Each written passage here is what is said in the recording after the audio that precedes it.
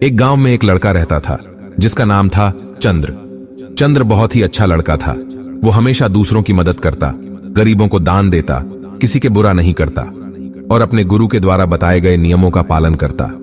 चंद्र का व्यवहार ऐसा था कि चोरी नहीं करना, झूठ नहीं बोलना, सबका भला करना और अपने कर्मों पर ध्यान देना, और इसके साथ ही वह गुरु के द्वारा बताए गए ध्यान और साधना का अभ्यास भी करता।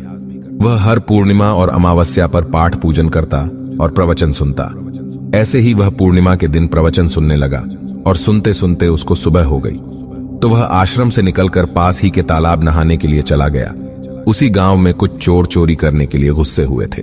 जब वो चोर चोरी करके भाग रहे थे तो गलती से एक चोर का पैर बर्तनों से टकरा गया और बर्तन की आवाज से घर के लोग जाग गए। पूरे घर में हल्ला मच गया। आसपास के पड़ोसियों को जब आवाज सुनाई दी तो वह सभी बाहर निकले और उन्होंने चोरों को भागते हुए देख लिया। और जब चोर सोने की पोटली लेकर भाग रहे थे तो गांव वाले भी उनके पीछे भागने लगे।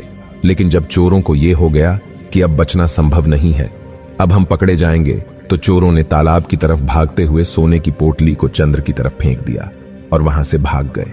जब लोग वहां पहुंचे तो उन्होंने देखा कि चोरी का सारा सामान तो इस व्यक्ति के पास पड़ा है।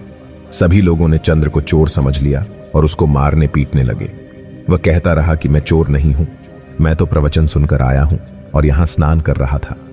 मुझे नहीं पता ये चोरी का सामान कहां से आया। लेकिन वहां खड़ी भीड़ ने उसकी एक ना सुनी और उसको मारने लगे और बोले, चोरी करके आ रहा है और नाटक कर रहा है, झूठ बोल रहा है, इसके बाद जिंदगी में कभी चोरी नहीं करेगा। सभी गांव वालों ने उसको इतना बेरहमी से पीटा कि उसकी मौत हो गई और वहीं उसकी लाश को छोड़कर सभी लोग अपने घर चले गए। सुबह जब आश्रम के शिष्य तालाब के किनारे नहाने के लिए आए तो वहां चंद्र की लाश को देखकर चौंक गए और वहां के लोगों से पूछा।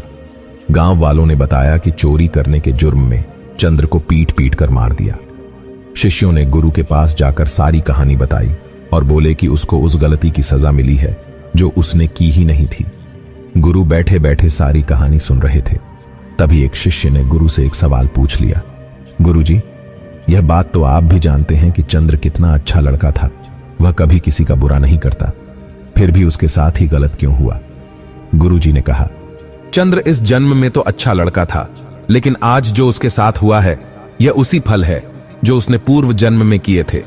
चंद्र वाराणसी के राज्य में एक राज्य का अधिकारी था, जहां पहुंचने के लिए जंगल को पार करना पड़ता था। लेकिन उस जंगल में लुटेरे रहते थे जो कि वहां से गुजरने वाले लोगों का सामान लूट लिया करते थे।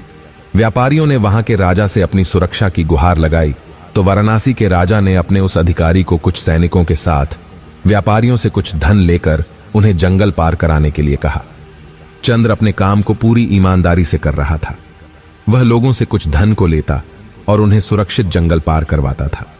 एक शाम पति पत्नी का जोड़ा अपनी छोटी सी बैलगाड़ी में बैठकर राज्य अधिकारी चंद्र के पास आते हैं और धन के बदले उन्हें सुरक्षित जंगल पार करवाने के लिए कहते हैं। लेकिन अधिकारी चंद्र यह कहकर मना कर देता है कि अभी रात होने वाली है और वह उसके सैनिकों को खतरे में नहीं डाल सकता। उन्हें जंगल पार करने के लिए सुबह तक का इंतजार करना पड़ेगा। वह पति पत्नी बहुत करने लगे कि अभी तो रात होने में काफी समय बाकी है, लेकिन राज्य अधिकारी उनकी एक बात भी नहीं मानता और बोलता है कि तुम रात यहीं रुको, खाने और रहने की व्यवस्था मैं करवा दूंगा। पति पत्नी को मजबूरन अधिकारी की बात माननी पड़ती है। असल में उस राहगीर की पत्नी बहुत ही सुंदर थी, जिसे देखकर अधिकारी उस पर मोहित हो गया और उस पर काम वासना हावी हो जाती है। और जब व्यक्ति पर काम वासना हावी हो जाती है तो उसे सही गलत कुछ समझ में नहीं आता, वह अंधा हो है। ऐसा ही अधिकारी के साथ हुआ था। उसने उनके खाने पीने की व्यवस्था तो कर दी थी, लेकिन साथ ही अधिकारी उसकी पत्नी को पाने के तरीके सोचने लगा। उसको एक तरीका सूझा। उसके पास एक बड़ा सा हीरा था। उसने उस हीरे को रात में चुपके से उस आदमी के बैलगाड़ी में छुपा दिया और सुबह होते ही हल्ला मचा दिया कि उसका कीमती हीरा किसी ने चोरी कर लिया। उसने उसके सैनिकों को आदेश दिया कि जितने भी राहगीर हैं उनके सामानों की तलाशी करो, उसके बाद ही उन्हें आगे जाने दिया जाएगा। ने सभी की तलाशी लेना शुरू कर दिया और योजना के अनुसार हीरा उस पति पत्नी के बैलगाड़ी में से ही निकला।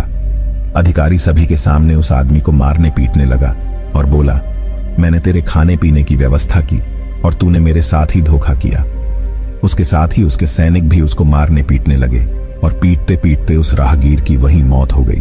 उसके बाद उसने उस स्त्री को अपनी पत्नी बना लिया क्योंकि अधिकारी के पास तन और रुतबा था, क्योंकि पिछले जन्म में उसने बस स्त्री को के लिए उसके पति पर झूठा आरोप लगाकर बेवजह उसकी हत्या कर दी थी, और पिछले जन्म के पश्चात उसकी मृत्यु होने पर अधिकारी को नर्क प्राप्त होता है, और नर्क में दुख भोगने के बाद उसको यह इंसानी जीवन मिलता है। लेकिन यह जन्म उसके कर्म उसका पीछा नहीं छोड़ते। और उसके साथ भी ऐसा ही होता है जैसा उसने उस स्त्री के पति के साथ किया था। चंद्र को वह सजा मिलती है जो उसने की भी नहीं थी। उसने इस अच्छे कर्म किए, लेकिन उसके पिछले जन्म के कर्मों की वजह से आज उसकी यह दुखती हुई है। गुरु ने कहा, तो शिष्यों, अगर इस जन्म में किसी अच्छे व्यक्ति के साथ बुरा होता है तो उसके वो पुराने जन्मों के पापी होते हैं, जिसका फल उसे इस जन्म में भुगतना पड़ता है। इसलिए मैं कहता हूं कि अपने आज के कर्मों को सुधारो, कल खुद ब खुद अच्छा होगा।